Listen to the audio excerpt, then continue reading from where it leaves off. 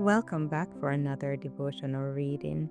Our topic for today is salvation placed within reach of every human being.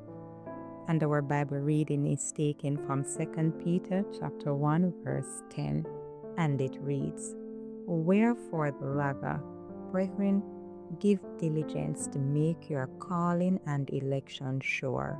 For if ye do these things, ye shall never fall." Let us begin the reading. Here is our life assurance policy. Here we have the directions laid down as to how we shall secure the life that measures with the life of God. Many profess the religion of Jesus Christ, but they do not live it. What is their profession good for? They might just as well trace their name in the sand, and how long would it stand? The religion of Jesus Christ makes us better men and better women. Christ came to our world to reshape the deformed character of humanity. It was a very crooked character. God wants us to be His sons and His daughters. He wants us, during the hours of probation here, to be fitted up with all these graces that He has presented, according as His divine power hath given unto us all things. Nothing is withheld that pertains unto life and godliness, through the knowledge of Him that had called us to glory and virtue. Then the rich promise is that we shall be partakers of the divine nature. This means everything to us, to be a partaker of the divine nature. What victories should we gain in this lifetime if Christ had not overcome point after point for us in the wilderness of temptation? Here the enemy met Him with the three great leading temptations wherewith we are beset. Christ had insinuated and framed the plan himself that with humanity upon him, he was to bear every temptation wherewith men and women are beset. He was not to work a miracle so as to avoid suffering himself, but he was to stand the test upon every point of appetite that could be brought to the human family. If Adam had depended on the words of God in place of the words of a stranger, he would not have transgressed the law of Jehovah. Temptation will come to every one of us as it came to Jesus Christ. And what is our hope? We may be pressed sore with temptations, but we may overcome, because Christ has brought moral power within our reach. Everything that pertains to godliness, everything that pertains to the salvation of the human soul, is to be placed within the reach of every human being upon the face of the earth. There is no excuse for one of us to flutter and fail in any respect in the work of overcoming.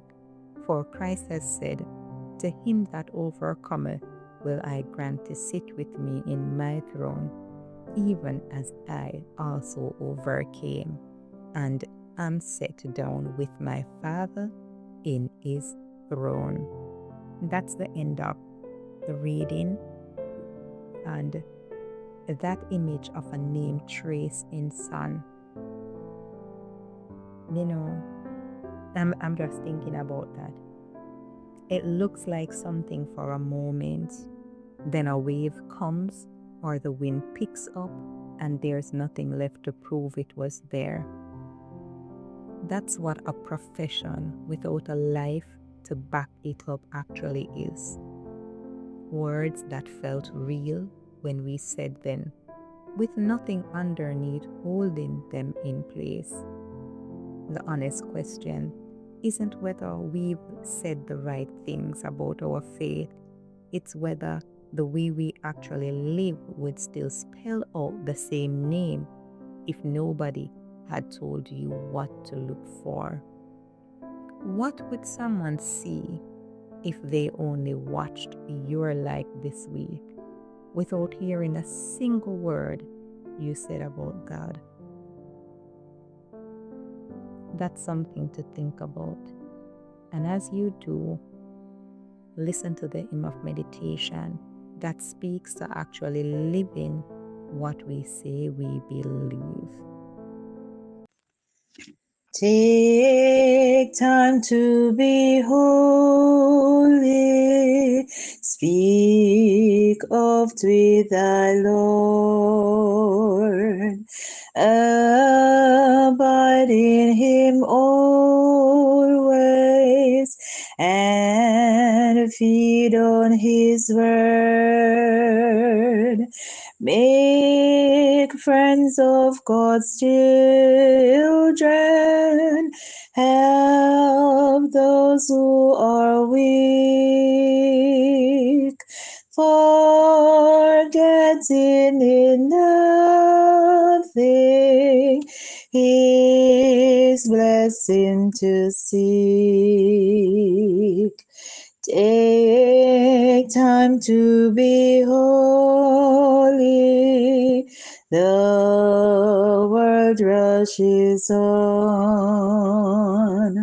Spend much time in secret with Jesus alone. By looking to Jesus, like him thou shalt be. Thy friends in thy conduct his likeness shall see. Take time to be holy. Let him be thy guide. And run not before him, whatever betide. In joy or in sorrow, still follow thy Lord, and look into Jesus, still trust in his word. Take time to be holy, become in thy soul. Each thought and each motive beneath his control. Thus led by his Spirit to fountains of love, thou soon shalt be fitted for service above.